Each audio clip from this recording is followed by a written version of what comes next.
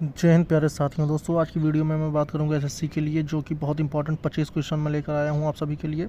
ये एसएससी के होने वाले हर एग्ज़ाम का निचोड़ है और मैं आपको बता दूं कि अगर आप इन प्रश्नों को करते हैं तो सबसे पहले तो आपको आइडियाज़ लगेंगे कि किस लेवल के क्वेश्चंस जीके जीएस के पूछे जाते हैं, और ये कि खासकर जितने भी पार्ट से पूछे जाते हैं, यहाँ तक कि पॉलिटी, इकोनॉमी और सब पार्ट का लेकर साइंस और विविध सारे ही क्वेश्चंस का ये एक संग्रह है, जिसमें मैं 25 क्वेश्चन डिस्कस करूँगा। डेली या क्वेश्चंस आपको मिल सकते हैं, लेकिन इसके लिए आपको अपना सहयोग बनाना पड़ेगा और वीडियो को ज़्यादा से ज़्यादा लाइक और शेयर कर दीजिएगा सभी मित्रों के साथ। और अगर आप एसएससी के जीके जीएस में 10 से 15 क्वेश्चन नहीं कर पाते हैं, तो आप अगर इन सीरीज़ को देखेंगे तो आप बेहतरीन 20+ क्वेश्चन कर पाने की मैं गारंटी देता हूं आपको कि आप इतना कर पाएंगे। आइए आज देखेंगे आपको आज का पहला क्वेश्चन, और ये क्वेश्चन का जो लेवल होगा इससे ही आपको आइडिया लग जाएगा कि ये किस प्रकार से इंपॉर्टेंट क्वेश्चन हैं। यह पहले क्वेश्चन की बात करेंगे, चोलों के समय लिया जाने वाला वेट्टी किस प्रकार का कर था।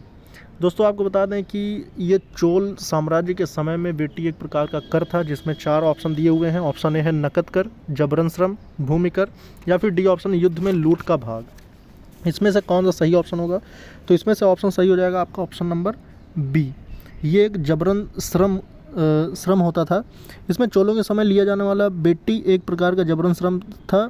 इसके अंतर्गत किसान व मजदूर अपने गांव में ज़मीन की सिंचाई या मुफ्त काम करने के लिए मजबूर होते थे तथा उन्हें काम के लिए किसी प्रकार भुगतान नहीं मिलता था। ये एक प्रकार का वेट्टी कहलाता था। ठीक है, आइए आगे बढ़ेंगे, दूसरा क्वेश्चन देखेंगे। और दूसरा क्वेश्चन निम्नलिखित में से कौन सी महिला कहीं की शासिका नहीं थी? रानी दिद्दा, रजिया, रुद्रमा और लोक महादेवी। ये 4 हैं, जिनमें से 3 तो हैं शासिका, कहीं ना कहीं की थी, लेकिन एक ऐसी हैं जो कि कहीं की नहीं थी। तो इसमें जो ऑप्शन नंबर डी हो जाएगा ये बिल्कुल सही हो जाएगा, लोक महादेवी। इनका ये था कि ये एक महिला शासिका नहीं थी, वह चालुक्य राजवंश के 8वें राजा विक्रमादित्य द्वितीय चालुक्य की पत्नी थी, और इन्होंने पत्तदकल में विरूपाक्ष महादेव मंदिर का निर्माण करवाया। इसके अतिरिक्त उन्होंने 745 ईस्वी में मल्लिकार्जुन मंदिर का भी निर्माण करवाया था। इन्होंने 2 महत्वपूर्ण मंदिरों का निर्माण करवाया है, तो ये आपको जानना बेहद ज़रूरी है। तो इसका सही ऑप्शन हो जाएगा ऑप्शन नंबर डी। आइए 28वें क्वेश्चन पर बढ़ेंगे और 28वां देखेंगे। इसमें क्या कह रहा है? 28वें क्वेश्चन में कह रहा है 6 अप्रैल 1930 को महात्मा गांधी ने क्या किया। तो इसके 4 ऑप्शन हैं। असहयोग आंदोलन की शुरुआत, महाजनोत्थान का कार्य, नमक कर संबंधी कानून को तोड़ा, और भारत छोड़ो आंदोलन का प्रारंभ किया। तो इसका 4 ऑप्शन में सही ऑप्शन कौन सा हो जाएगा? तो 28 का जो होगा वो सी ऑप्शन हो जाएगा। नमक कर संबंधी कानून को तोड़ा था ये 6 अप्रैल 1930 को। तो इसमें ये हुआ था कि दांडी पहुंचकर नमक कानून तोड़ दिया था किसने? महात्मा गांधी ने, तथा सविनय अवज्ञा आंदोलन की शुरुआत की। इसे नमक सत्याग्रह भी कहा जाता है। सुभाष चंद्र बोस ने गांधी जी के इस नमक सत्याग्रह की तुलना नेपोलियन के एल्बा से पेरिस यात्रा से की। इस आंदोलन के अंतर्गत ब्रिटिश सरकार के भू राजस्व, लगान व अन्य करों का भुगतान न करना तथा कानूनी अदालतों, विधानमंडलों, चुनावों, सरकारी समारोह व विदेशी वस्तुओं का बहिष्कार किया गया। किसमें? वो था आपका नमक सत्याग्रह का। आइए अब आगे बढ़ेंगे और अगला क्वेश्चन देखेंगे। निम्नलिखित में से कौन सा गैर परंपरागत ऊर्जा का स्रोत नहीं है? 29वें क्वेश्चन का जो सही ऑप्शन होगा, गैर परंपरागत ऊर्जा का कौन सा स्रोत नहीं है। तो आपको इस वर्ड पे बहुत ज़्यादा खास ध्यान देना है। तो इसमें 3 हैं, एक ऐसा है जो कि नहीं है। तो ऑप्शन जो दिए हैं, ऑप्शन के अनुसार अगर बात करें तो जो ऑप्शन नंबर डी हो जाएगा, पेट्रोलियम ऊर्जा। ये किसका स्रोत नहीं है? गैर परंपरागत ऊर्जा का। तो जो गैर परंपरागत ऊर्जा होती है ये एक्चुअल में, जबकि सौर ऊर्जा, भूतापीय ऊर्जा व बायोगैस गैर परंपरागत ऊर्जा के स्रोत के उदाहरण हैं। और कौन नहीं है? वो है पेट्रोलियम। पेट्रोलियम एक परंपरागत ऊर्जा का स्रोत है। यह एक प्रमुख ऊर्जा संसाधन है। इसका उपयोग ऊर्जा के अतिरिक्त कच्चे माल के रूप में उद्योगों में भी किया जाता है, जैसे प्लास्टिक, टेक्सटाइल व फार्मास्यूटिकल आदि वगैरह, ये सब चीज़ें हैं, तो उसके लिए, है ना। आइए आगे बढ़ेंगे और देखेंगे 30वां क्वेश्चन। तो 30वें क्वेश्चन में क्या कह रहा है? 30वें क्वेश्चन में कह रहा है कि आकार के अनुसार सौरमंडल में पृथ्वी कौन सा क्रम है? आकार का मतलब कि उसका अगर क्षेत्रफल की एक प्रकार से बात करें तो क्षेत्रफल के अनुसार कौन सा है। तो 30वें का जो ऑप्शन नंबर हो जाएगा वो हो जाएगा बी, 5वां, है ना। आकार के अनुसार में इस तरह से बात करेंगे कि पृथ्वी जो है वो सौरमंडल का 5वां सबसे बड़ा ग्रह है। यह सौरमंडल का एकमात्र ग्रह है जिस पर जीवन है। इसका एकमात्र उपग्रह चंद्रमा है, और इसका विषुवतीय व्यास जो है वो 12,756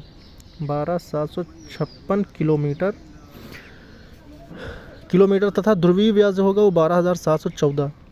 किलोमीटर है। आकार व बनावट की दृष्टि से यह शुक्र ग्रह के समान है। जल की उपस्थिति के कारण इसे नीला ग्रह भी कहा जाता है। अब आइए इसके आगे बढ़ेंगे और देखेंगे कि ग्रेनाइट चट्टान का कायांतरित रूप होता है। 31वें का जो सही ऑप्शन हो जाएगा, 4 ऑप्शन है, एम्फीबोलाइट, नाइस, सर्पेंटाइन और क्वार्ट्जाइट। तो 31 का जो सही ऑप्शन होगा ऑप्शन नंबर बी होगा, ये होगा नाइस। तो ग्रेनाइट चट्टान का जो कायांतरित रूप होता है वो नाइस होता है ना। आइए आगे बढ़ेंगे और देखेंगे 32 क्वेश्चन नंबर।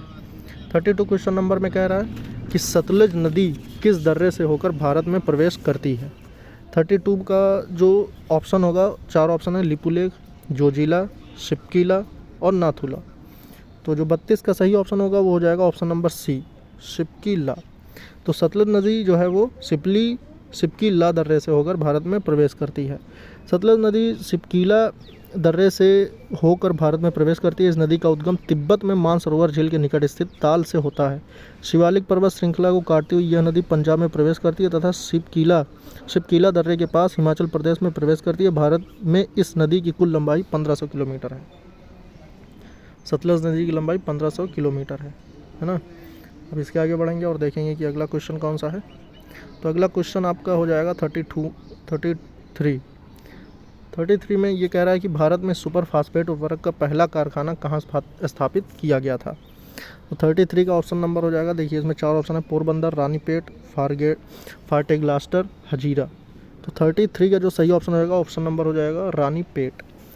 भारत में सुपर फास्फेट उर्वरक का पहला कारखाना वर्ष 1906 में खोला गया था। ठीक है, आपको ये जानना होगा, 1906 में खोला गया था। तमिलनाडु के रानीपेट नामक स्थान पर स्थापित किया गया था। भारत उर्वरक निगम की स्थापना वर्ष 1951 में की गई थी। एशिया का सबसे बड़ा उर्वरक संयंत्र सिंदरी में स्थापित किया गया है। भारत पोटाश उर्वरक के लिए पूरी तरह आयात पर निर्भर है। भारत में प्रति हेक्टेयर उर्वरक खपत सबसे ज़्यादा पंजाब में है और इसके बाद आंध्र प्रदेश व हरियाणा का स्थान है ना। तो इसका जो सही क्रम हो जाएगा वो हो जाएगा पंजाब, आंध्र प्रदेश और हरियाणा। आगे बढ़ेंगे और देखेंगे कि 34 में क्या कह रहा है, भारतीय संविधान के किस भाग में मूल कर्तव्य निर्धारित किया गया। बहुत ही आसान सा क्वेश्चन है। 34 का ऑप्शन नंबर सी हो जाएगा, 4 का का। इसमें आपको बताया कि भाग 4 के का में निर्धारित किया गया 42वें संशोधन के दौरान 1976 के तहत संविधान में मौलिक कर्तव्य जोड़ दिए गए थे। मौलिक कर्तव्यों का प्रावधान रूस के संविधान से लिया गया है। वर्तमान में मौलिक कर्तव्यों की संख्या 11 है। ठीक, आइए आगे बढ़ेंगे और देखेंगे 35 क्वेश्चन नंबर।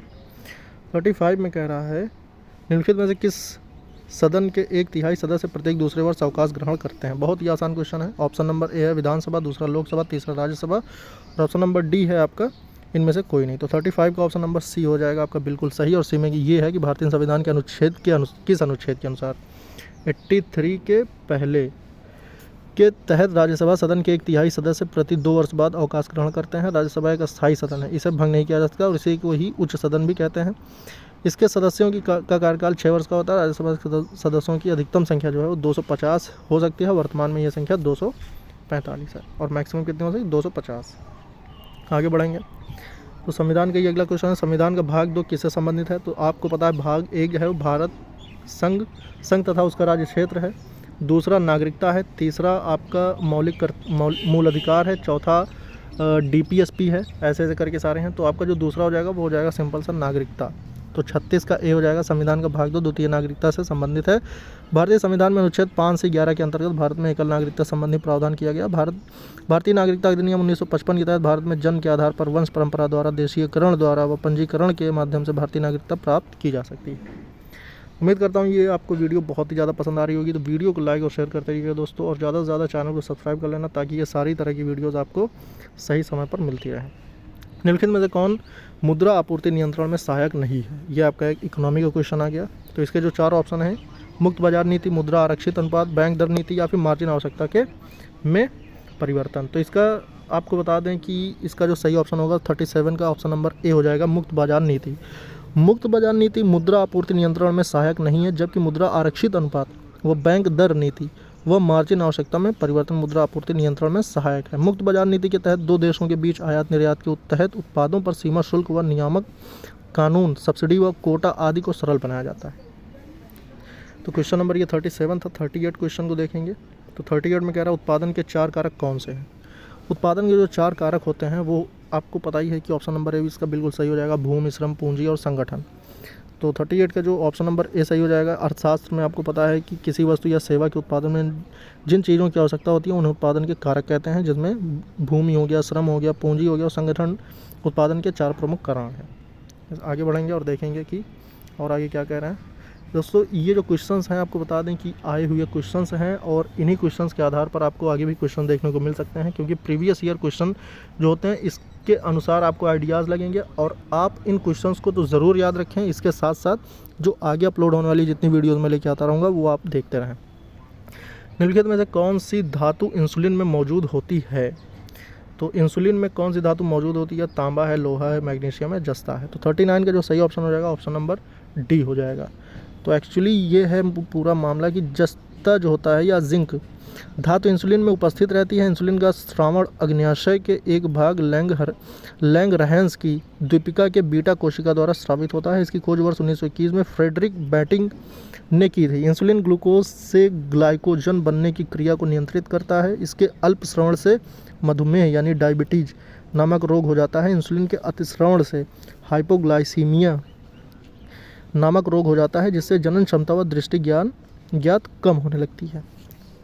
तो इसके आगे बढ़ेंगे और देखेंगे कि 40 नंबर क्वेश्चन क्या कह रहा है कि एस्बेस्टास द्वारा कौन सा रोग फैलता है? तो एस्बेस्टास द्वारा कौन सा रोग फैलता है? तो ऑप्शन नंबर ए है वातस्फीति, बी है पेचिस, सी है अतिसार और डी है लकवा। तो 40 का जो सही ऑप्शन नंबर हो जाएगा वो होगा वातस्फीति। एस्बेस्टास से वातस्फीति नामक रोग होता है। इसका प्रयोग विद्युत रोधक, इंसुलेटर बनाने में, अम्ल छानने, रासायनिक उद्योग तथा रंग बनाने के कारखानों में तथा टाइल, पाइप व सीमेंट की चादरें बनाने में किया जाता है। किसका उपयोग? एस्बेस्टास का। 41 पे देखेंगे 41 में क्या कह रहा है। 41 में कह रहा है कि निम्नलिखित में से कौन सी युक्ति द्वारा एकांतर धारा की वोल्टता को कम या अधिक कर सकते हैं? ऑप्शन 4 ऑप्शन दिए हुए हैं। चारों ऑप्शन को अगर हम देखें तो ऑप्शन नंबर है ट्रांसफार्मर, दूसरा ट्रांजिस्टर, तीसरा रेक्टिफायर और चौथा है प्रेरित कुंडली। तो इसमें कह रहा था कि कौन सी युक्ति द्वारा एकांतर धारा की वोल्टता को कम कर सकते हैं। तो 41 का जो सही ऑप्शन हो जाएगा ऑप्शन नंबर ए हो जाएगा ए, ट्रांसफार्मर। तो ट्रांसफार्मर युक्ति के माध्यम से एकांतर धारा की वोल्टता को कम या अधिक कर सकते हैं। ट्रांसफार्मर विद्युत चुम्बकीय प्रेरणा के सिद्धांत पर कार्य करने वाला एक ऐसा यंत्र है जो उच्च एसी वोल्टेज को किसी एसी वोल्टेज में एवं निम्न एसी वोल्टेज को एसी वोल्टेज में बदल देता है। यह केवल प्रत्यवर्ती धारा यानी एसी अल्टरनेटिव करंट के लिए प्रयुक्त किया जाता है। आगे बढ़ेंगे और देखेंगे 42 क्वेश्चन नंबर 42 में कह रहा है 42 क्वेश्चन नंबर ये है। 42 में कह रहा है कि मनुष्य स्पष्ट रूप से क्षैतिज तथा सीधी रेखाओं को एक साथ नहीं देख सकता। यह किस दृष्टि दोष से पीड़ित है? 4 तरह की दिया हुआ है, निकट दृष्टि, दीर्घ दृष्टि या फिर त्रियक या फिर अबिंदुकता।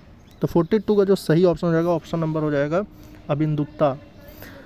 तो 42 में यदि कोई व्यक्ति स्पष्ट रूप से क्षैतिज तथा सीधी रेखाओं को एक साथ नहीं देख सकता तो वह अबिंदुकता या दृष्टि वैषम्य रोग से पीड़ित है। इस रोग के निवारण हेतु बेलनाकार लेंस का प्रयोग किया जाता है।